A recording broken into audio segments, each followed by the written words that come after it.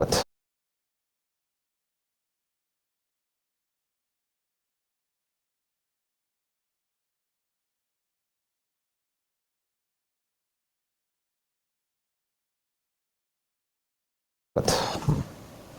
आ रही है? यस। नमस्कार साथियों, स्वागत है आप सभी का बातें बाजार की पर। मैं हूं अंकित अवस्थी, नए साल पर आपका स्वागत करता हूं।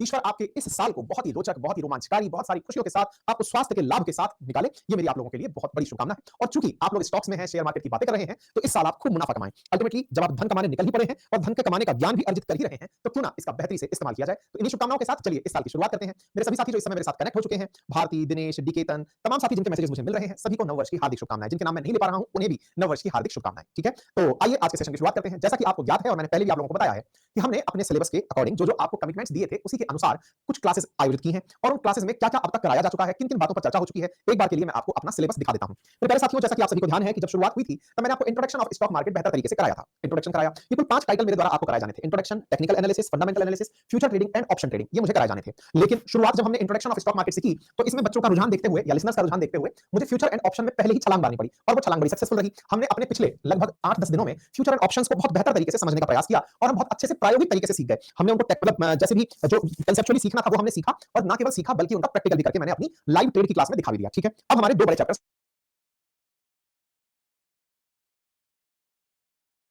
एनालिसिस के अंदर एंट्री कर रहे हैं। इन्हीं टेक्निकल एनालिसिस में हम लोग रीड करना सीखेंगे, चार्ट्स को पढ़ना सिखाया जाएगा इसी चैप्टर में। ठीक है, तो चलिए आपको डिटेल में दिखा देते हैं। आपको इंट्रोडक्शन ऑफ स्टॉक मार्केट कराया गया था। टेक्निकल एनालिसिस में हम लोग क्या करने वाले हैं ये मैं आपको बता दूं। तो हम लोग प्रॉपर पहले कंपैरिजन करेंगे कि क्या होता है टेक्निकल एनालिसिस, क्या होता है फंडामेंटल एनालिसिस, नंबर 1। साथ ही साथ में setting expectations, chart type, time frames, साथ में टेक्निकल एनालिसिस के असम्पशंस क्या हैं, कैंडलस्टिक पैटर्न्स क्या होते हैं, सिंगल कैंडलस्टिक पैटर्न क्या है, मल्टीपल कैंडलस्टिक पैटर्न क्या है, तमाम प्रकार के टेक्निकल इंडिसेस क्या-क्या हैं, इंडिकेटर्स क्या हैं, ये सारी बातें हम अपने सेशंस में करेंगे जब हम टेक्निकल एनालिसिस की बात करेंगे। ठीक इसी प्रकार से हम लोग फंडामेंटल एनालिसिस की बात करें तो फंडामेंटल एनालिसिस के अंदर भी हम आपको बहुत सी बेसिक चीजें सिखाएंगे, जैसे जो कि फंडामेंटल एनालिसिस जब शुरू होगा तब बताया जाएगा, जिनमें माइंडसेट ऑफ इन्वेस्टर क्या होता है, एनुअल रिपोर्ट को पढ़ा कैसे जाता है, पी एंड एल स्टेटमेंट को देखते कैसे हैं, बैलेंस शीट स्टेटमेंट को कैसे समझते हैं, कैश फ्लो को कैसे देखते हैं, balance sheet, P and L और कैश फ्लो के बीच का रिलेशन क्या होता है, फाइनेंशियल रिपोर्ट को कैसे एनालाइज करते हैं, और इन सब चीजों को देखते हुए हम फंडामेंटल एनालिसिस करेंगे हमारे अगले वाले लेक्चर्स में। यानी कि अभी हो सकता है कि स्टार्टिंग के हफ्ते के 2-3 दिन जो है वो टेक्निकल एनालिसिस में जाए, उसके बाद हम लोग फंडामेंटल एनालिसिस में एंट्री करेंगे। और जो फ्यूचर ट्रेडिंग और ऑप्शन ट्रेडिंग है, ये मैं आप लोगों को बहुत बेहतरी से सिखा चुका हूं, तो संभवतः आपको ये कन्विंसिंग होगा कि मैंने जो कमिटमेंट दिया था, जो आपके साथ सिलेबस डिस्कस किया था, उन्हें बहुत बेहतर तरीके से कराया है। एक बार कमेंट बॉक्स में आप मुझे बता दें कि हां कुछ वैसा ही हुआ है जैसा हमने आपको कमिट किया था। एक बार थम्स अप करके आप प्लीज बता दें। हाँ जी, सभी को नववर्ष की शुभकामनाएं। बिल्कुल, थैंक यू सो मच। ठीक है, तो चलिए आगे बढ़ते हैं। तो मेरे प्यारे साथियों, आज जो हमारा पॉइंट है दैट इज टेक्निकल एनालिसिस। लेकिन हम टेक्निकल एनालिसिस की चर्चा तो करने जा रहे हैं, पहले समझ तो लें कि ये होता क्या है। हम टेक्निकल एनालिसिस करें। हाँ, हाँ, अथर्व, वो भी मैं बताऊंगा, है ना, गामा थीटा और वी का बचा हुआ है, वो मैं बताऊंगा। मैंने मेरी टीम से कहा हुआ था कि आज वो चीज दें करने के लिए, और उन्होंने कहा कि सर आज नया दिन है, नए साल में एंट्री कर रहे हैं, तो नए चैप्टर से एंट्री करिए। जो एक दो टॉपिक्स आपको लगते हैं कि गामा थीटा पर और चर्चा होनी चाहिए, तो उन्हें हम किसी दिन बीच में ले लेंगे। मुझे उनका आइडिया अच्छा लगा कि नए साल में नए टाइटल के साथ एंट्री हो तो बड़ा खुश फीलिंग आता है ना, तो उसी क्रोनोलॉजी में हम लोग आगे बढ़ रहे हैं। तो अब हम बात करने वाले हैं कि जब हम टेक्निकल एनालिसिस शब्द यूज कर रहे हैं, तो असल में ये होता क्या है, टेक्निकल एनालिसिस में क्या होता है, इससे पहले टेक्निकल एनालिसिस क्या होता है ये तो समझें। मतलब ये वो वाली बात हो गई कि मैं आपसे ये कहूं कि भैया चलो हम आईआईटी के अंदर एडमिशन लेंगे, लेकिन पहले एडमिशन से ये तो जान लें कि आईआईटी क्या होता है। आईआईटी में एडमिशन से पहले आईआईटी क्या होता है ये तो जान लें। आईएएस में एडमिशन लेंगे या आईएएस बनेंगे, उससे पहले जान तो लें कि आईएएस होता क्या है। तो उसी तरह से टेक्निकल एनालिसिस क्या होता है ये समझ लेते हैं। तो देखिए मेरे प्यारे साथियों, मैंने आप लोगों को मतलब इसका जो बेसिक डेफिनेशन है वो तो यही कहता है कि एक तरीका है जिसके माध्यम से आप स्टॉक्स के ऊपर अपनी रुचि निकालते हैं, जानकारी पता लगाते हैं। लेकिन मैं इस चीज को समझाने के लिए कुछ बेसिक बातें चर्चा में लाऊंगा, उन्हें आप सुने और उसके बाद मेरी बातों को समझें। आपने अभी कल परसों जब मेरे साथ सेशंस किए, उस समय पर आपने एक चीज ऑब्जर्व की होगी, जब मैं अपने सेशंस में कह रहा था कि देखें कि यहां पर ये स्टॉक का स्ट्राइक प्राइस चल रहा है। इस स्ट्राइक प्राइस पर ऑप्शन चेन में इतने लोग खड़े हैं ओपन इंटरेस्ट लेकर, इतना वॉल्यूम खड़ा हुआ है, इतना चेंज इन इंटरेस्ट हुआ है। कल हमने खूब सारी बातें इस तरह की हैं, परसों भी खूब सारी बातें इस तरह की हैं। और मैंने आपसे चिल्ला चिल्ला कर यही कहा कि देखें आप अगर ऑब्जर्व करें तो नंबर्स जो है ना लोगों के, देखो वो आईटीएम पर ज्यादा खड़े हैं या ओटीएम पर ज्यादा खड़े हैं, ओटीएम पर भी किस प्राइस पर खड़े हैं, ये सारे के सारे ऑब्जर्वेशंस हमने पिछले 2 दिनों में खूब लिए हैं। कहना क्या चाहते हो? कहना मैं ये चाहता हूं कि ये जितने भी टेक्निकल एनालिसिस हम लोग करने जा रहे हैं, उससे पहले तक हमने किया क्या है? हमने किया ये है कि मार्केट के अंदर लोग शेयर खरीद रहे हैं, बेच रहे हैं, लेकिन हमें शेयर खरीद बेच क्यों रहे हैं ये पता ही नहीं चल रहा है। अब ये बात तो शेयर के विषय पर हुई कि हमें नहीं पता चल रहा है क्यों खरीद रहे बेच रहे हैं, बहुत बेसिक आंसर है, सबका इंटरेस्ट पैसा कमाना है सर, इसलिए खरीद बेच रहे हैं। क्या फर्जी बात पूछ रहे हो आप? मैंने चलो इसको थोड़ा आसान करते हैं। मैंने आपके सामने एक उदाहरण रखा और उदाहरण कुछ इस प्रकार से था। मैंने आपसे ये कहा कि यार एक काम करो, आप ना इस मार्केट में जाओ और इस मार्केट में जाकर के आप शॉपिंग कर लो। बोले सर शॉपिंग क्या करनी है? मैं कहा चलो एक काम करो, कुछ खाने की दुकानों पर जाकर बढ़िया खाना खा के चले आओ। तो मैंने जब आपको ये लाइन बोली कि खाने की दुकान पर जाओ, कुछ खा के चले आओ, तो आपने कहा कि मेरा शहर है, मैं अच्छे से जानता हूं, फलाना हलवाई बहुत बढ़िया हलवाई है, बहुत बेहतरीन खाना बनाता है। मैं कहा चलो बहुत ही अच्छी बात है, आपको पता है आपके शहर में कौन हलवाई अच्छा है, इससे अच्छी बात क्या हो सकती है, जाओ और खाओ।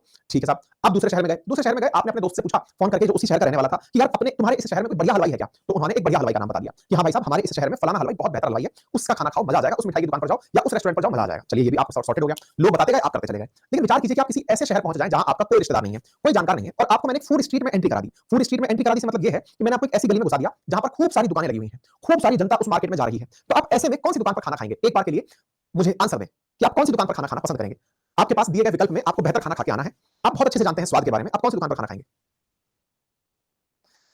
हाँ जी, अशरफी लिख रहे हैं, सुप्रिया लिख रही हैं, सबने एक ही जैसी बात लिखी है कि सर जहां ज्यादा भीड़ होगी, वेरी मच लॉजिकल है, जहां ज्यादा भीड़ होगी ऑटोमेटिकली पता चल जाएगा कि उस दुकान पर सबसे ज्यादा भीड़ है। दैट मींस वही दुकान के लोग सबसे ज्यादा, मतलब शहर के लोग सबसे ज्यादा वही मिठाई खाते हैं, या सबसे ज्यादा लोग वही का खाना खाते हैं, उसी रेस्टोरेंट का खाना खाते हैं। कोई सवाल है क्या पूछने का? मैंने कहा अच्छा, और मैंने कहा बाई चांस आपको वो अच्छा नहीं लगा तो बोले सर वो फिर मेरे टेस्ट की खराबी हो सकती है, लेकिन भीड़ जहां खड़ी है, भीड़ गलत थोड़ी हो सकती है। मैंने कहा यार हमने तो सुना है भीड़ तो भीड़ों की होती है, शेर तो अलग चलते हैं। भीड़ तो भीड़ों की होती है, जब लोगों को पता ही नहीं है तो बस चल दिए कि पीछे एक किसी को अंदाजा थोड़ी है स्वाद असली क्या है। बोले आर्गुमेंट तो आपका भी सही है, लेकिन ऐसी जगह पर जहां मुझे कोई ऑप्शन ट्राई नहीं करना, मैं सीधा भीड़ देखूंगा और चल पड़ूंगा। चलिए ठीक है, मैं कहा चलो ठीक है। अब आप थोड़े से समझदार आदमी हो, आपने दिमाग लगाया कि यार भीड़ जो है ना, इसके साथ में दिक्कत है। बोले क्या? इनको भीड़ में अगर खाना खाना है तो सामने वाला पता नहीं हाइजीन का ध्यान रखेगा या नहीं, साफ सफाई का ध्यान रखेगा या नहीं। मेरे को डर ये है कि ये इतनी भीड़ को खिला रहा है, इसने पता नहीं आखिरी बार फ्रेश खाना कब बनाया होगा। अच्छा जैसे हमारे घर में एक बात यूज की जाती है, कहा जाता है कि जितने भी ज्यादा चलने वाली होटल्स हैं, उनमें पता नहीं आखिरी बार दाल कब बनी थी। तो हम पूछते हैं ऐसा क्यों कह रहे हो, उसमें इतनी भीड़ आती है? बोले इतनी भीड़ जो आ रही है ना, वो असल में क्या है कि ये लोग एक स्टॉक बना के रख लिए, अब उस स्टॉक में से निकाल निकाल के आपको खिलाए जा रहे हैं। नया स्टॉक पुराने स्टॉक में ऐड होता चला जा रहा है, क्योंकि खत्म तो होना नहीं है, क्योंकि लगातार लाइन लगी हुई है। उधर नया बन तो रहा है, लेकिन एकदम फ्रेश वाला आपके पास है, इसकी कोई गारंटी नहीं है। जैसे कभी आप इडली सांभर खाने जाएं, तो सांभर खाने जाएं, तो इडली सांभर में जाएंगे तो आपको पता चलेगा कि वहां पर वो जो सांभर की दुकान होती है, सांभर देने वाला जो होता है, उसका सांभर हमेशा टंकी की भरी की भरी दिखती है। आप दोपहर चले जाएं तो टंकी भरी हुई, शाम चले जाएं तो टंकी भरी हुई। क्यों? क्योंकि वो नया बना के उसी में ऐड कर दे रहा है, फिर नया निकाल करके आपको खिला दे रहा है। तो एक तरीके से उसका स्टॉक मेंटेन है, उसी में से सब चले जा रहा है। तो मैंने कहा हाइजीन की दिक्कत हो सकती है, मैं उसके पास जाऊंगा जो फ्रेश कुक करके खिलाएगा, और मैं खुद चेक करूंगा। हो सकता है कि ये जो भीड़ वाला आदमी है ये भी फ्रेश कुक करके खिलाता हो, मुझे इसमें डाउट है लेकिन क्लियर कर सकता हूं। तो मेरे पास दूसरा तरीका क्या हुआ कि मैं सुबह निकलूं और हर दुकान की रसोई में जाकर खड़ा हो जाऊं। हर दुकान की रसोई में जाकर खड़ा हो जाऊं, इसका मतलब है, इसका मतलब ये हुआ कि उस दुकान में जाकर देखूं कि ये खाना बना कैसे रहा है। कुछ दुकानें देखी खाना देख लिया, कुछ दुकानें देखी खाना देख लिया, कुछ दुकानें देखी खाना बनते देख लिया। मैंने देख लिया कि देखो इसने बिना हाथ धोए खाना बनाया था, उसका देख लिया इसने आलू जो है ना ये कच्चे ही थे, इसने ऐसे कैसे चढ़ा दिए। तीसरे वाले का मैंने देखा कि यार इसका सब कुछ सही है, लेकिन ये जो हलवाई आया था ये बिना नहाए आ गया खाना बनाने के लिए। चौथे वाले का देखा, मैंने कहा यार इसने सब कुछ सही से किया है, बस दुकान में साफ सफाई नहीं है, अदरवाइज खाना तो इसने बहुत ही स्वच्छ तरीके से बनाया है। पांचवे का देखा यार इसका सब बढ़िया है, इसका सब बढ़िया है, तो मुझे इसी का खाना खाना चाहिए। लेकिन जब पांच लोगों के खाने का प्रोसेस में चेक करूंगा, तो सभी के यहाँ पर एक ही टाइम पर खाना बन रहा होगा, सभी के टाइम पर एक ही टाइम पर खाना बन रहा होगा। तो हो सकता है आज मैं ए का चेक करूं, कल मैं बी का चेक करूं, परसों मैं सी का करूं, परसों मैं डी का करूं, पांचवें दिन मैं ई का करूं, मैं तो भूखा ही रह गया। अगर मैं देखूं तो मैं तो नियम से भूखा आदमी रह गया ना, क्योंकि मैं आज खाना खाने निकला था और सभी को अगर मैं चेक करता फिर रहा हूं तो परिणाम क्या निकला? मैं तो भूखा होकर घर लौटा। बस यहां पर यही जो नियम है आज आपको शेयर मार्केट में समझना है। शेयर मार्केट में जब शेयर परचेज करने वाला व्यक्ति हर कंपनी की प्रोफाइल चेक करता है, देखता है कि उसका पी एंड एल कैसे चल रहा है, देखता है कि बैलेंस शीट क्या है, देखता है कि इस कंपनी के डेटा क्या कहते हैं। जब वो कंपनी के कोर में अध्ययन करता है, कंपनी के सारी लाइबिलिटीज का अध्ययन करता है, लिटिगेशंस का अध्ययन करता है, उनसे जुड़ी खबरों का अध्ययन करता है, उसके जुड़े एक्सपेंशन प्लान का अध्ययन करता है, जब इस तरह की सारी चीजें निकल कर आती हैं तो उसे फंडामेंटल एनालिसिस कहा जाता है। क्या कहा जाता है? Fundamental analysis. फंडामेंटल एनालिसिस क्या हुआ? क्या आपको ये बात समझ में आई? फंडामेंटल एनालिसिस का मतलब है कि आपने खुद से कन्विंस होकर कि इस कंपनी का मैंने सब जांच लिया है, अब जाकर मैं इसमें निवेश कर रहा हूं, ये मेरा फंडामेंटल एनालिसिस है। एक बहुत बेसिक सा आंसर मुझे आप दे दीजिए, क्या प्रैक्टिकली ये वायबल है एक ट्रेडर के लिए जो रोज ट्रेड कर रहा है, वो फंडामेंटली सारी कंपनियों को चेक कर पाएगा? एक बार के लिए मुझे कमेंट बॉक्स में जवाब दीजिए। हाँ जी, सभी को जिन्होंने भी न्यू ईयर विशेष दी है मुझे, सभी को बहुत बहुत धन्यवाद। आपको भी नववर्ष की बहुत सारी शुभकामनाएं। मतलब एक बड़ा लॉजिकल सा पॉइंट है कि सर ये संभव नहीं है कि जो फंडामेंटल एनालिसिस है वो हर कंपनी का हर ट्रेड से पहले हो जाए। संभव क्यों नहीं है? आप करने निकलोगे इतने में तो प्राइस क्रॉस मार जाएगा, और मार्केट रुक थोड़ी है कि हाँ सर अंकित अवस्थी मेरे बारे में जानकारी जुटाने निकले हैं, मैं कल से ट्रेड करूंगा, आज उन्हें जानकारी जुटा लेने दो, मैं कल से दौड़ना शुरू करूंगा। नहीं, वो चल रहा है रोज। जब बिल्कुल वैसे ही आप खाना खाना चाहते थे, आप बाजार में एंट्री किए, बाजार में एंट्री करके आपने इतनी सारी दुकानें लगी देखी, दुकानों ने खुद को थोड़ी बोल दिया स्टैच्यू अंकित अवस्थी खाना खाने आ रहे हैं, आपका राउंड चल रहा है, चेक होने जा रहा है। मतलब प्रधानमंत्री थोड़ी जो हर दुकान खाली हो गई है, साहब नहीं साहब देखेंगे कैसे खाना बन रहा है। नहीं, ऐसा नहीं है ना। तो इसका मतलब ये हुआ कि आपके सामने ये जो ऑप्शंस हैं कि आप कंपनी के बारे में सब कुछ जानकारी जुटाएं, फंडामेंटल जानकारी जुटाएं, ये फंडामेंटल एनालिसिस कहलाता है। इसकी सबसे बड़ी मुसीबत ये है कि ये पोर्टफोलियो बनाने में तो काम आ सकता है, यानी कि आपको कुछ एक स्टॉक परचेज करके रखने हैं, तब तो ये पॉइंट काम आ सकता है, लेकिन रेगुलर ट्रेड करने के लिए, डे बाय डे ट्रेड करने के लिए ये अच्छा विकल्प नहीं है। इसको मैं ऐसे कहूं कि जो आदमी रोज यात्राएं करता है, हर दूसरे शहर में जाता है, उसका काम ही ट्रैवलिंग का है, अगर कोई व्यक्ति ट्रैवलिंग में ही रहता है पूरे टाइम, तो बताइए वो कैसे फंडामेंटल एनालिसिस कर पाएगा? तो फिर वो क्या करता है? वो कुछ नियम फॉलो करता है। उनमें सबसे बेसिक नियम क्या है? भीड़ क्या कर रही है, भीड़ ने किस दाम पर माल खरीदा है, भीड़ ने किस दाम पर माल बेच दिया है, उस दिन शेयर का भाव कितना रहा है, शेयर का भाव कितना घटा है, कितना हाई मारा है, कितना लो मारा है, ओपनिंग कितना था, क्लोजिंग कितना था, OCHL, इनको नोटिस करता है। इस तरह के एनालिसिस को हम टेक्निकल एनालिसिस बोलते हैं। तो हमारे सामने दो पॉइंट निकलकर आए। फंडामेंटल एनालिसिस, इसका मतलब हुआ कंपनी की हेल्थ के बारे में जानकारी जुटाना। टेक्निकल एनालिसिस मतलब दुनिया क्या कर रही है उसका डेटा जुटाना। तो अगर हम आपसे पूछें कि बताइए अगर आपको रोजाना ट्रेड करना है, जिसे आप इंट्राडे ट्रेड कहते हैं, जिसमें आप फ्यूचर एंड ऑप्शंस को अपने लिए विकल्प चुनते हैं, उन फ्यूचर एंड ऑप्शंस के लिए आप फंडामेंटल एनालिसिस पर फोकस करेंगे या टेक्निकल एनालिसिस पर फोकस करेंगे? यदि आपको रोजाना ट्रेड करना हो तो आप कौन से एनालिसिस पर फोकस करेंगे? फंडामेंटल एनालिसिस पर या फिर टेक्निकल एनालिसिस पर?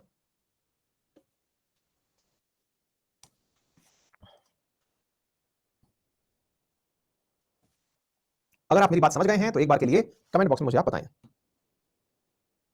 भाई मेरे पास कमेंट्स नहीं आ रहे हैं।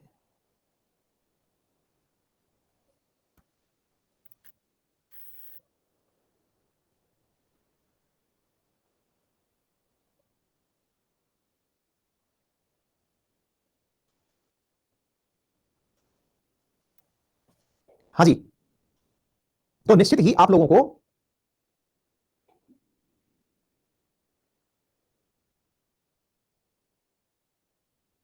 हाँ जी, हाँ जी Rajesh ji, I love you to. तो हम लोग टेक्निकल एनालिसिस पर फोकस करेंगे। तो मतलब ये हुआ कि जो लोग इंट्राडे ट्रेड करने वाले हैं, जो फ्यूचर एंड ऑप्शंस में ट्रेड करने वाले हैं, या फिर जो शॉर्ट टर्म का ट्रेड करने वाले लोग हैं, वो टेक्निकल एनालिसिस पर फॉलो अप लेते हैं, फंडामेंटल एनालिसिस पर जोर नहीं देते। अब कुछ लोगों ने लिखा कि डिपेंड करता है सर। ये जो डिपेंड करता है वाली लाइन बोलने वाले लोग हैं, वो हैं जो ताजा ट्रेड में उतरने की तैयारी कर रहे हैं। उन्हें लगता है कि वो कंपनी के बारे में सब जान लेंगे, लेकिन वास्तविकता में सच्चाई क्या है? मार्केट में फंडामेंटल एनालिसिस करना हर प्रोडक्ट के लिए संभव नहीं है। इसके दो तरीके हैं। आप अगर फंडामेंटली स्ट्रांग होकर के टेक्निकल एनालिसिस में उतरते हो तो बट ऑब्वियस है कि आप बहुत अच्छे ट्रेडर बनेंगे। इसी कारण से लोग अपनी वॉच लिस्ट बनाते हैं। कल आप लोगों ने अगर देखा हो तो मैंने आप कल कुछ बच्चे पूछ भी रहे थे जब हम लाइव ट्रेड कर रहे थे, तो ट्रेड के ही ऑप्शन में आपके पास ऑप्शन के साथ साथ ही एक वॉच लिस्ट का ऑप्शन आ रहा था। उसमें क्या है, आप अपने लिए कुछ स्टॉक्स को सेलेक्ट करके रख लेते हैं कि मैं केवल इन्हीं में डील करूंगा। मैंने बैंकिंग में से निकाल लिया एचडीएफसी, मान लीजिए एविएशन में से इंडिगो निकाल लिया, तेल में से ओएनजीसी निकाल लिया, है ना, अपने हिसाब से उसको जो ठीक लगता है उसने अपने लिए 5-7 ब्रांड निकाल लिए कि भाई मैं इसमें हिंदुस्तान यूनिलीवर में डील करूंगा, इधर हुंडई में डील करूंगा। ऐसे करके उन्होंने अपनी बास्केट बना ली, इधर से महिंद्रा में डील करूंगा, और उस बास्केट का बढ़िया से एनालिसिस कर लिया। बास्केट क्या है अब उसका आंसर मिल जाना चाहिए कि जनरली वो वाले शेयर्स जिनका ट्रेडर को लगता है कि उसे नॉलेज है या फिर वो उनमें ही ट्रेड करना चाहता है, उसे उनकी जानकारी है कि ये शेयर्स अच्छे शेयर हैं एज पर हिज कन्विंस। मतलब ऐसा नहीं है कि उसकी कन्वीनियंस में उसे किसी और ने बता रखा है इसलिए उसने लिया, नहीं, वो विश्वास करता है कि मुझे पता है। जैसे किसी ने मान लो महिंद्रा में नौकरी की हो, उसे पता है कि महिंद्रा का फ्यूचर प्लान क्या है, तो निश्चित ही महिंद्रा उसके लिए फ्यूचर प्लान में, उसका फ्यूचर प्लान पता है तो महिंद्रा उसकी वॉच लिस्ट में होगा। अगर मान लो कि मैंने एडटेक में काम किया हुआ है तो मुझे पता है ना कि एडटेक में कौन सी कंपनी किस तरह से आगे बढ़ रही है, कौन सी कंपनी के साथ बहुत ज्यादा नुकसान हो सकता है, तो मुझे पता है तो मैं उस कंपनी के ऊपर वॉच लिस्ट लगाऊंगा कि नहीं, रूट के हिसाब से ये कंपनी सही है, बहुत आगे तक जाएगी, या ये कंपनी बेकार है, केवल बेवकूफ बना रही है, मैं इसमें बिल्कुल नहीं फंसूंगा। तो जिन्हें जिन कंपनियों के बारे में बेहतर नॉलेज है या फिर जिनके बारे में फंडामेंटल एनालिसिस कर लिया है, उनके बारे में फिर आगे चल के टेक्निकल एनालिसिस करने निकलते हैं। तो मैंने आपको बहुत ही बेसिक तरीके से ये बता दिया कि फंडामेंटल और टेक्निकल एनालिसिस क्या होता है, ठीक है। अब हम इस बात को, मैंने इसके अंदर दोनों बातें बता दी, जो मैंने बातें बताई वो सारी कहानियां लिख के दे दी और जल्दी ही आपको हमारी वेबसाइट पर भी ये जितनी भी बातें हैं ना, ये सब आपको पढ़ने के लिए मिल जाएंगी आपके लेक्चर प्लान के साथ साथ, क्योंकि बहुत सारे लोग कंटेंट मांग रहे थे, तो कंटेंट को पीपीटी या पीडीएफ के रूप में देने का औचित्य नहीं है, लेकिन समटाइम्स थ्योरी पढ़ने से हमारे और डाउट्स क्लियर होते हैं। तो जल्दी ही, ये कमिटमेंट नहीं है, पता चले कल से ही कॉल सेंटर पे फोन करना शुरू कर दें आप लोग। मैंने मेरी टीम से कल ही कहा कि आप लोगों के लिए कुछ रीडेबल कंटेंट दे जिन्हें आप लोग समय समय पर पढ़ सकें, तो क्लास के अंदर ही हम लोग उसे पढ़ने के पॉइंट ऑफ व्यू से डाल देंगे अगले 7 दिन में, है ना। तो आप लोग, ताकि जब भी भविष्य में भी साल भर की वैलिडिटी है आपकी कोर्स की, तो आपको खुद से अगर रीड करना हो, जिन चीजों को नोट्स बनाने की मैंने आपसे कहा था, उन्हें अगर थ्योरेटिकली पढ़ना हो तो मैं आपके लिए उन्हें एज ए कंटेंट उपलब्ध करा दूंगा। ये मेरी तरफ से न्यू ईयर पर आपको दी जा रही एक कमिटमेंट है, कर देंगे। लेकिन इसके लिए आप हक से घुराने मत लग जाना कि नहीं सर ये तो आपने कहा था करके दीजिए, है ना, मतलब हावी मत हो जाना। हम प्रयास करेंगे, ये मैंने कल ही आप लोगों को देने का विचार किया है, और मैं चिंता ना करें, हर दिन की जो क्लास है उसका जो रिलेवेंट कंटेंट है, इवन जो सिलेबस यहां लिखकर मैंने दिया है उसको लाइन टू लाइन आपको उपलब्ध कराऊंगा, पर प्रोवाइडेड आप मेरे ऊपर हावी मत हो जाना, है ना। मैं अपनी तरफ से एडिशनली ये देने की कोशिश कर रहा हूं, प्लीज थोड़ा सा मेरे साथ कोऑपरेट करें, ठीक है। चलिए, तो अब हम आपके साथ में क्या बोल रहे हैं कि टेक्निकल एनालिसिस और फंडामेंटल एनालिसिस में खास अंतर क्या है, इसके बारे में चर्चा करते हैं। देखिए, अब तक की बातों से समझ में आ गया कि फंडामेंटल एनालिसिस किसी भी कंपनी के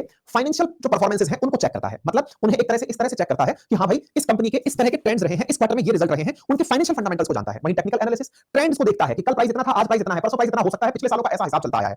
तो प्राइसेस को देखना और कंपनी की हालत को देखना, दोनों में अंतर है। देखो ऐसे समझो, अगर मैं ऐसे करता हूं कि मैं मंडी में बैठा हुआ एक आलू का व्यापारी हूं, आलू का व्यापारी हूं, और मुझे मुझे केवल इतना पता है भाई आलू आज क्या भाव है, बोले साहब 50 रुपए का 5 किलो है साहब। अच्छा, कल क्या था? 40 रुपए का 5 किलो। पिछली साल इसी समय पर क्या भाव था सर? पिछली साल 50 रुपए किलो की जगह 45 रुपए किलो था, और उससे महीने भर पहले 35 रुपए किलो था। तो मैंने क्या किया, मैंने मेरे दिमाग में प्राइसेस रखी, मैंने कंसेप्ट नहीं रखा कि ऐसा क्यों हो रहा है, मैंने प्राइसेस रखी कि अच्छा पिछले साल नवंबर में प्राइसेस थी 35 रुपए के 5 किलो, बोले हाँ। इस साल क्या था? बोले सर इस साल 40 रुपए के 5 किलो है, ठीक है। और पिछले साल जनवरी में भाव क्या था? बोले पिछले साल सर जनवरी में भाव था 40 रुपए किलो, और इस 40 रुपए के 5 किलो। और बोले इस बार कितना है? बोले सर 50 के 5 किलो। अच्छा अच्छा अच्छा, मैं ये नहीं जानना चाह रहा कि इस तरह के आलूओं के पीछे की गणित क्या है, कि सर्दी में आलू ज्यादा कंज्यूम होते हैं या फिर लोग ज्यादा खाने के लिए खरीद कर लेके जाते हैं, एनर्जी का रिच सोर्स है, क्या है। बस मैंने अपने दिमाग में भाव का पैटर्न बैठा लिया, पिछले साल इस सीजन में ये भाव था, इस साल इस सीजन में ये भाव है, तो मैं अब तो लगा के दिमाग में लगा रहा हूं कि इसका मतलब एक पैटर्न बन रहा है भाई। पैटर्न ये था, पिछली साल 35 और 40 था, आज 40 और 50 है। ओके, अच्छा तो यार ये बता, पिछले साल फरवरी में क्या भाव था आलू का? बोले सर फरवरी में 50 था। भाई दे दे भाई 10 किलो आलू पैक कर दे मेरे को। अब जो लोग इस बात को समझ गए, इस गणित को समझ जाना भाई। मैंने आपसे क्या कहा, मेरे पास में 2000 जनवरी दिसंबर के डेटा है, 2023 के, 2024 के और 2025 के, 3 समय के डेटा है मेरे पास, और मैं आलूओं की चर्चा कर रहा हूं। जनवरी 2023 में मेरे आलूओं का भाव था जनवरी के अंदर 40 रुपए के 5 किलो, दिसंबर में भाव था 35 के 5 किलो, 2024 में भाव था 50 के 5 किलो, 40 के 5 किलो। मैं अब 25 में खड़ा हूं, 25 में जनवरी चल रही है, मुझे आज ट्रेड लेना है क्योंकि मैं 1 जनवरी में एंट्री किया हूं, मुझे पता है कि मुझे ट्रेड लेना है। मैंने एक सेंस डिराइव किया कि एक साल में 5 किलो पर 10 रुपए का भाव पिछले साल बढ़ा था। मैंने एक ट्रेंड पकड़ा कि यार कुछ तो है, एक काम करते हैं, अपन 100 किलो आलू की बुकिंग ले लेते हैं अभी की अभी। कौन से वाले भाव पर? पिछले महीने के भाव पर। मैंने पिछले महीने का भाव उठाया तो दिसंबर 2024 का भाव मुझे मिल रहा था 40 का 5 किलो। मैंने 40 के 5 किलो से भाव उठा लिया कि साहब मेरे को 800 रुपए के 100 किलो आलू दे दो साहब। मैं लेकर बैठ गया। मेरे दिमाग में आइडिया क्या था कि इस बार भी भाव इसी क्रम में अगर बढ़े तो ये 600 के 60 के 5 किलो हो जाएंगे, और अगर ऐसा हुआ तो भाई साहब चांदी ही चांदी होगी, क्योंकि आपने अल्टीमेटली क्या किया, आपने उस भाव पर ले लिया 1200 रुपए का माल कमा करके 400 रुपए का मुनाफा कमा लिया। आपने ये जो प्रोसेस किया ना भाव को देखने का, ये टेक्निकल एनालिसिस है। टेक्निकल एनालिसिस क्या है, इसको ऐसे समझिए कि आपने इस बारे में नहीं जानना चाहा कि ऐसा ही क्यों हो रहा है। बाहर में जाओ, पैटर्न बताओ, पैटर्न क्या है, इसका एक पैटर्न है, पैटर्न बताओ क्या है। फिर एक और भाई साहब निकले, उन्होंने कहा सर एक प्रॉफिट की बात और बताऊं? बोले हाँ बताओ। बोले सर 2023 की फरवरी में आलू का भाव जो था ना 2023 की फरवरी में वो 50 का 5 किलो था। बोले अच्छा, फरवरी में 2024 के अंदर 60 का 5 किलो था। बोले अच्छा, तो मैंने अब समझदारी की, मैंने कहा अगर ये सीन है तो 60 था तो इस बार बेटा ये 70 जाएगा, क्योंकि एक पैटर्न बन रहा है हर महीने 10 रुपए का भाव बढ़ने का, हर साल 10 रुपए का भाव बढ़ने का पैटर्न बन रहा है। मैंने पैटर्न पकड़ लिया और पैटर्न पकड़ करके स्टॉक बुक मार दिया। तो मेरा सेंस ये निकल के आया कि ये भाव कुछ इस तरह से चढ़ते हुए जा रहे हैं, तीनों सालों में इस तरह ही जाएंगे। मैंने पिछले 2 साल के पैटर्न देखकर आज के पैटर्न को पकड़ लिया। ये प्रक्रिया ही मेरा टेक्निकल एनालिसिस कहलाती है। तो अगर आप मेरे इस बात को समझ पाए कि टेक्निकल एनालिसिस वर्ड क्या है, ये प्राइस पर डील करने वाला है। पर अब सवाल, सर आपने आलू बेच दिए, शेयर मार्केट में आलू नहीं बिकते। मैंने कहा भाई साहब जानता हूं, शेयर मार्केट में शेयर बिकते हैं, लेकिन शेयर के भी तो प्राइसेस ही होते हैं। वाह, प्राइसेस होते हैं, कौन सा प्राइस होता है वो बताएगा मुझे? शेयर के सर 4 तरह के प्राइस होते हैं। मैं बता भाई कौन से प्राइस होते हैं? सर शेयर के 4 तरह के प्राइस होते हैं। मैंने कहा भाई बता दे, मैं नहीं जानता, तू बता दे। बोले जिस समय 9:15 बजे ट्रेडिंग शुरू होती है, भाई आपको पता है 9:15 से लेकर 3:30 तक ट्रेड चलता है। तो सर जिस समय पर मार्केट ओपन होता है उस समय पर ओपनिंग प्राइस होती है एक, आपको तो कुछ पता तो है नहीं, हर शेयर की अपनी एक ओपनिंग प्राइस होती है। मैंने कहा यार सॉरी मुझे नहीं पता था, आपने बता दिया, अच्छा लगा। और सर जिस समय मार्केट बंद हो रहा होता है 3:30 पर बंद हो रहा है, उस समय की क्लोजिंग प्राइस होती है। मैंने कहा भाई साहब माफी चाहते हैं, रह गया मुझसे ये बात जानकारी बताना। आपको तो लग रहा है आलू चल रहा है, दिसंबर में ये भाव है, सितंबर में ये भाव है, फरवरी में भाव, आलू बेचने मंडी चल रही है क्या? मैं भाई रुक जा, मैं मंडी की तरह समझता हूं। मैंने कहा मेरा तो काम मंडी की तरह समझना है। और मैंने कहा और बोले सर कई बार क्या होता है कि आज मान लो आपने एसबीआई का शेयर 800 रुपए में देखा था, जब मार्केट खुला उस समय पर एसबीआई का शेयर का प्राइस और मार्केट जिस समय बंद हुआ उस समय मार्केट का प्राइस। लेकिन यही थोड़ी है सर कि केवल ये सुबह और शाम में ही परिवर्तित होते हैं, दिन भर बदलते रहते हैं। आपने पिछली 2 क्लासेस में जो दिखाया उसके हिसाब से तो ये दिख रहा था कि 800 कभी 793 हो जा रहा है, तो कभी 795 हो जा रहा है, तो कभी 600, कभी 750 रह जा रहा है, कभी 800 पहुंच जा रहा है। प्राइसेस दिन भर ऊपर नीचे होते रहते हैं। मैं कहा अच्छा ऐसा होता है? बोले हां। तो सर अगर ऐसा होता है तो एक समय ऐसा आता है जब आज का हाईएस्ट टच होता है, मतलब प्राइस का हाईएस्ट प्राइस आज का टच होता है, और एक समय ऐसा होता है जो आज का लो टच होता है, मतलब सबसे नीचे कितना गया वो टच होता है। मैंने कहा ओह ये है क्या? बोले हां सर यही तो है, आपको कुछ पता तो है नहीं। मैंने कहा ओके। तो भाई साहब ये एक प्रकार से हम ओपनिंग से लेकर के क्लोजिंग तक की बात कर दिए। तो मेरे साथियों कई बार इसे ओएचएलसी मॉडल कहा जाता है। ओएचएलसी मॉडल के अंदर क्या होता है? ओएचएलसी मॉडल के अंदर क्या होता है? अलेक्जेंडर लिख रहे हैं कि सर आवाज कभी-कभी गायब सी हो जाती है बीच-बीच में।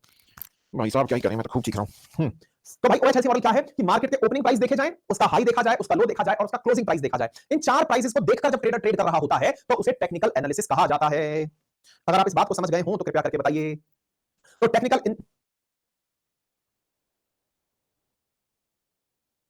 अगर आप इस बात को समझ गए हो तो कृपया करके बताइए। आज न्यू ईयर का दिन है तो फोन्स की बरसात है। क्या आप मेरी बात समझे? आपको कंसेप्ट समझ में आया कि मैं कहना क्या चाह रहा हूं? प्राइसेस देखकर जो एनालिसिस किया जाए, नंबर 1 वो कैसा एनालिसिस है? टेक्निकल एनालिसिस, नंबर 1 बात। नंबर दूसरा, कौन से प्राइसेस देखे जाते हैं? किसी भी प्रकार के टेक्निकल एनालिसिस में केवल 4 प्राइसेस देखे जाते हैं, ओपनिंग, हाई, लो और क्लोजिंग। ये 4 प्राइसेस देखे जाते हैं। फंडामेंटल से किस तरह अलग है? फंडामेंटल में आप ये देखते हो भाई साहब इस क्वार्टर में क्या रहा जरा बताना। फाइनेंशियल ईयर के क्वार्टर 2 के रिजल्ट्स क्या रहे? क्वार्टर 2 के रिजल्ट से तय करेंगे आज का मार्केट कैसा जाएगा। तो इसका मतलब ये हुआ कि जो फंडामेंटल एनालिसिस है वो लॉन्ग टर्म इन्वेस्टमेंट के लिए तो सही है, लेकिन अगर शॉर्ट टर्म ट्रेडिंग करनी हो, इंट्राडे ट्रेड करना हो, तो आपके लिए टेक्निकल एनालिसिस जरूरी है। तो अगर किसी व्यक्ति को स्टॉक्स की डिलीवरी लेनी है तो उसका स्ट्रॉन्ग क्या होना चाहिए? Fundamental analysis. और अगर किसी व्यक्ति को सेम डे ही ट्रेड करना है, जैसे एफ एंड ओ करना है, तो उसका क्या स्ट्रॉन्ग होना चाहिए? Technical analysis. और मुझे तो ओवरऑल अच्छा रहना है तो भैया दोनों ही पार्ट आपके मजबूत होने चाहिए। ठीक है, तो टेक्निकल एनालिसिस में हम क्या करते हैं? स्टॉक के चार्ट पर मेंटेन करते हैं और यहां पर हम फाइनेंशियल स्टेटमेंट्स पर मैटर करते हैं। इसको तैयार करने में हम क्या करते हैं? पुराने डेटा का उपयोग करते हैं कि पहले क्या रहा है। अब आप पूछेंगे इससे फर्क क्या पड़ता है कि पहले क्या रहा है? ये बड़ा पॉइंट है साहब, ये एक बहुत बड़ा पॉइंट है कि सर आपने आलू का उदाहरण लिया था, तब कहा था कि आलू दिसंबर में इतना था, जनवरी में इतना है, तो इससे अंदाजा लगता है कि इस बार भी इतना रहा है तो इतना रहेगा। इससे हिस्ट्री से क्या मतलब है स्टॉक का? मैंने कहा भाई स्टॉक मार्केट में हिस्ट्री का बहुत बड़ा कंट्रीब्यूशन है। बोले कैसे? मैं कहा असल में होता क्या है स्टॉक मार्केट में, और ये बात आपको भी समझ में आनी चाहिए, ये बहुत बड़ा मैटर करता है भाई। होता क्या है ना स्टॉक मार्केट के अंदर, जनता का पैटर्न हमेशा सेम रहता है। जनता को कितना भी समझा लो, जैसे क्या है ना, अगर आप किसी से पूछो कि शेयर कब खरीदने चाहिए तो वो जवाब देगा सर जब मार्केट पूरी तरह से पिटा हुआ हो तब स्टॉक खरीदने चाहिए। लेकिन इंसान की फितरत बिल्कुल उलट है। आप कितना भी उसे ज्ञान दे दो वो उस समय शेयर खरीदेगा जब शेयर के भाव चढ़ रहे होंगे। उसे लगता है कि भाव चढ़ रहे हैं मुझे खरीदने दो। जैसे इन दिनों का उदाहरण, बेस्ट उदाहरण देता हूं, रिसेंट डेज में क्रिप्टो के भाव पर ट्रंप के आने के भाव बाद में बड़ा असर पड़ा है, भाव चढ़ रहा है। आपको क्या लगता है चढ़ते भाव में लोगों ने शॉपिंग रोक दी कि नहीं साहब अपन नहीं खरीदेंगे, अब सस्ता हो जाएगा तब खरीदेंगे? ना, ना जाने कितने इन्वेस्टर्स नए जुड़ गए, शेयर का भाव स्टॉक का चढ़ रहा है वो इस उम्मीद में कि ये तो और ऊपर जाएगा, चलो क्रिप्टो खरीद लेते हैं। मतलब इस बात से एग्री करते हो कि नहीं करते हो? क्या ये साइकोलॉजिकल पैटर्न है कि नहीं है? एक बात हम सब करो। मतलब हम और आप कहीं ना कहीं इस बात से वास्ता रखते हैं कि नहीं आप स्टॉक रहने दो। अनुज बिल्कुल कर सकते हैं। ऐसा होता है ना, जो मैंने आपसे कहा ऐसा होता है ना। क्या होता है कि इंसान की फितरत है कि भाव चढ़ रहा है तो और चढ़ेगा, मैं हाई पे नहीं खरीद रहा, हाई तो अभी बहुत दूर है, मैं तो बीच में आ रहा हूं, इस समय खरीदूंगा बहुत ऊपर जाएगा। ये साइकोलॉजी है, इंसान की साइकोलॉजी। अब आप कहेंगे मैं इससे अलग हूं, तो इसका मतलब आप अभी ट्रेडिंग साइकोलॉजी में फंसे नहीं हो। ट्रेड दुनिया इसी तरह से करती है, हाई बन रहा है खरीद लो या और ऊपर जाएगा, इसका अभी आज का हाई टच नहीं हुआ है, अभी हाई तो आना बाकी है और ऊपर जाएगा। ये ह्यूमन साइकोलॉजी है। अच्छा अब दूसरी तरफ चलते हैं। अगर क्रिप्टो के भाव धराशायी होने लगे, धराशायी होने लगे मतलब लाख डॉलर पे चल रहा है अभी, लाख रुपए का डॉलर, $1 लाख पर एक क्रिप्टो चल रहा है, वो घट करके 50,000 पर आने लगे, 40 पर आने लगे, 30 पर आने लगे, भगदड़ मच जाएगी। अदरवाइज भाव का क्या फर्क पड़ रहा है? अगर नीचे आ रहा है तो कुछ फर्क पड़ना ही नहीं चाहिए। आपने तो इन्वेस्ट कर दिया, आपके लिए तो वो 30,000 का बचेगी, 70 का बचेगी, लाख का बचे, फर्क नहीं पड़ना चाहिए। आपके हिसाब से तो होना ये चाहिए कि अभी गिर रहा है तो कोई बात नहीं, कभी तो उठेगा, कभी तो उठेगा, ये थॉट होना चाहिए। लेकिन जैसे जैसे भाव नीचे आ रहा होता है लोग तत्काल प्रभाव से बेचकर निकल रहे होते हैं कि ना ना ना भाई मैं नहीं रुकूंगा, मैं भागूंगा, मैं भागूंगा। ये मानसिकता है, ऐसे ही रैली लगती है। स्टॉक अगर गिरने लगते हैं ना किसी कंपनी के, तो गिरते स्टॉक में भगदड़ मच जाती है। इसीलिए कंपनियां या फिर स्टॉक मार्केट लोअर सर्किट लगा देता है भाई इससे नीचे अब नहीं बेचेंगे, आज के लिए बंद, कल बात करेंगे। ऐसे कोई शेयर ऊपर चल रहा होता है तो खरीद लो रे, खरीद लो रे। तो क्रिप्टो में तो ऐसा होता नहीं है, लेकिन स्टॉक मार्केट में अपर सर्किट लगा देते हैं, नहीं भाई इससे ज्यादा नहीं खरीदने देंगे, आप बेवकूफी में खरीद रहे हो, सोच नहीं रहे हो, बस बढ़े जा रहे हो, तो नहीं, ट्रेडिंग बंद है उसकी, उस शेयर को रोक देते हैं।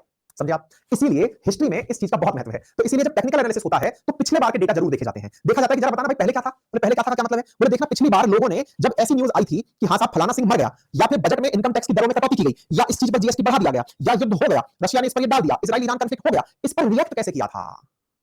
बोले एक बार निकाल के देखना इस पर रिएक्ट क्या किया था। उस रिएक्शन को इस बार रीड कर लो कि ऐसा ही रिएक्शन फिर देगा। इसको हम क्या नाम दे रहे हैं? हिस्टोरिकल डेटा का एनालिसिस। ठीक है, वहीं पर यहां पर हिस्टोरिकल डेटा तो देखा ही जाता है बल्कि फ्यूचर एस्टिमेट भी देखा जाता है। देखो मेरी नजर में एनी डे फंडामेंटल एनालिसिस फार फार फार अच्छा है। क्यों? क्योंकि जिसके रूट्स मजबूत हैं, जिसको बेसिक से पॉइंट पता है, ये तो जाएगा ही जाएगा ऊपर, वो तो ये वाला एनालिसिस जानेगा ही जानेगा। लेकिन ये जो आजकल आप सुनते हो ना, कैंडल को सीख लिया, पाई को सीख लिया, चार्ट को सीख लिया, ये जितने भी लोग हैं, बार सीख लिया, लाइन चार्ट सीख लिया, ये असल में टेक्निकल एनालिसिस वाले लोग हैं। ठीक है, तो कहने का मतलब ये हुआ कि टेक्निकल वर्सेस फंडामेंटल वर्ड जो है वो अब आपको समझ में आ जाना चाहिए। मैंने जो भी बातें हैं वो आप लोगों को प्रॉपर तरीके से समझानी है। टेक्निकल एनालिसिस जो है वो मैंने आपको क्यों बता दिया, तो ये खेला समझ में आ जाने के बाद मैंने आपको कह दिया। चलिए अब बात करते हैं कि टेक्निकल एनालिसिस में जैसे अब आप ये देख रहे हैं ना कि ये सारी कैंडल्स हैं, ये सब बहुत अच्छे से पढ़ना सिखाएंगे। तो मैं कल के लेक्चर में आपको ये सारी चीजें सिखाऊंगा। ये चार्ट कितने प्रकार के होते हैं, हाई क्या होता है, लो क्या होता है ना, बेसिक्स ऑफ चार्ट कैसे हैं, टाइम क्या होता है, मतलब लाइन चार्ट क्या है, बार चार्ट क्या है, कैंडलस्टिक चार्ट क्या है, ये कल के सेशन में मैं आपको सिखाऊंगा। आज के लिए मैं इसको इसलिए रोक रहा हूं क्योंकि न्यू ईयर था, तो मैंने आपको शगुन के रूप में आज की क्लास की है। निश्चित ही मुझे आज छुट्टी करनी होती है, मतलब बहुत सारे लोग आज क्लास में एब्सेंट हैं क्योंकि उनके पास अभी भी कहीं ना कोई ऑब्लिगेशन होगा, वो कहीं गए होंगे, उनके हिसाब से तो छुट्टी करना है। लेकिन मेरा शगुन होता है कि मैं हर क्लास में जाकर मुंह दिखाई करूं ताकि दिन अच्छा चले, है ना। तो आज बेसिक चर्चा थी और कल हम इसके अंदर एंट्री करेंगे, बेसिक ऑफ चार्ट समझेंगे, ऐसा समझेंगे कि फिर आपको कोई और समझने की जरूरत नहीं पड़ेगी, खेल देंगे इसके साथ हम। ठीक है, चलिए तो फिर से 9 वर्ष के एक बार आप सभी को पुनः शुभकामनाएं। कल फिर मुलाकात करते हैं। ओके, डेटा किस आधार पर तैयार होता है सब बताऊंगा, कौन से ये सब चीजें सिखाएंगे हम आपको। ठीक है, क्लास अगर रिकॉर्डेड फॉर्मेट में अपलोड हो तो प्रिया जी रिकॉर्डेड फॉर्मेट में ही अपलोड होती है। जब ये क्लास लाइव खत्म हो जाती है तो उसके बाद में 4 घंटे बाद यही क्लास रिकॉर्डेड फॉर्मेट में दिखनी शुरू हो जाती है। 4 घंटे प्रोसेस होने में लगता है। ये जूम के थ्रू क्लास हो रही है तो जूम का कंटेंट हमको पहले डाउनलोड करना होता है, डाउनलोड करके उसको 3 फ्रेम में कि 144p में आपको दिखाना है कि 260 250 में दिखाना है कि 360 में दिखाना है, उसके हिसाब से क्वालिटी के हिसाब से अलग अलग कैटेगरी में बांट करके फिर दोबारा डाउनलोड करके अपलोड किया जाता है। उसमें थोड़ा समय लगता है ना। हम अपलोडेड भी चला दें तो फिर आपके कमेंट्स का कोई मतलब नहीं रह जाए, इसलिए हमको ये करना पड़ता है। ठीक है, चलिए थैंक यू सो मच।